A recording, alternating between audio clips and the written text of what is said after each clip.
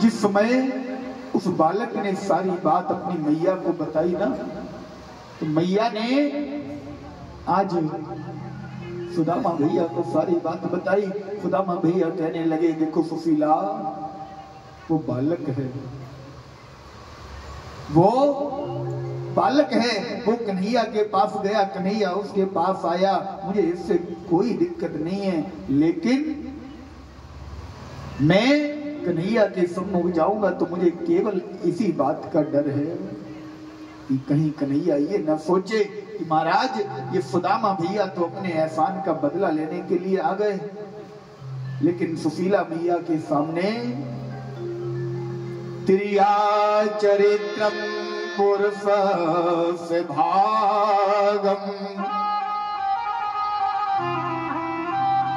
देवा न जानाति कुतो मनुष्य।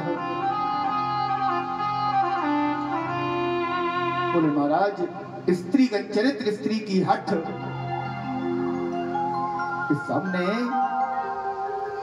गोस्वामी बाबा भी लिखते हैं कि नारी दिवस नर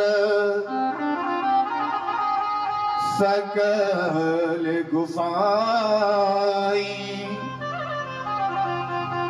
नाचहि नट मरकट की नाई। वो स्वामी बाबा ने भी लिखा है कि महाराज ऐसा कलयुग आएगा, उस कलयुग का क्या प्रभाव होगा कि नारी दिवस नर, एक स्त्री के सामने एक पुरुष दिवस होगा। और केवल एक पुरुष की बात नहीं है, जितने भी पुरुष होंगे सब स्त्री के सामने दिवस होंगे। और कैसे रहेंगे? बोले नाचहि नट मर। नट माने नाचने वाला, नट माने बंदर, मरकट माने बंदर। जिस प्रकार से सर्कस में बंदर नाचता है ना, ऐसे पुरुषों की हालत हो जाएगी। ऐसे माताओं के सामने पतिदेव नाचते हुए नजर आएंगे। हम नहीं कह रहे माताओं में माफ कर, हम नहीं कह रहे। वो स्वामी बाबा ने लिखा है उत्तरकांड में, रामचरितमानस तो पढ़ लेना।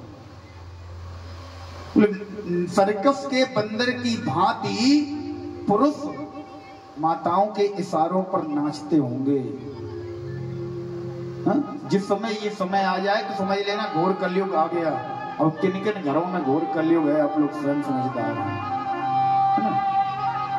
महाराज आज सुशीला मैया के सामने सुदामा भैया की एक नहीं चली। सुशीला भैया हाथ जोड़कर पैर पकड़कर सुदामा भैया से कहने लगी, बोले स्वामी आप दिन रात इधर उधर भटकते हो।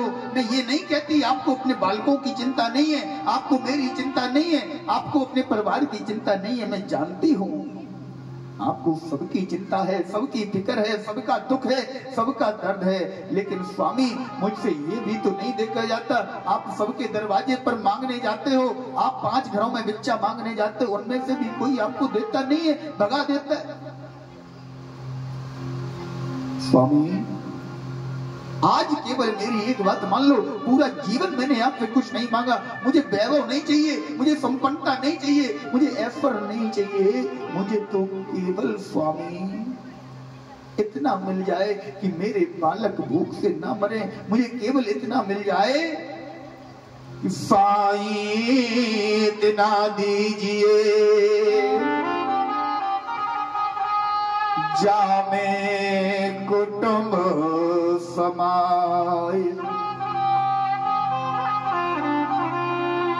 मैं भी भूखा ना रहूं।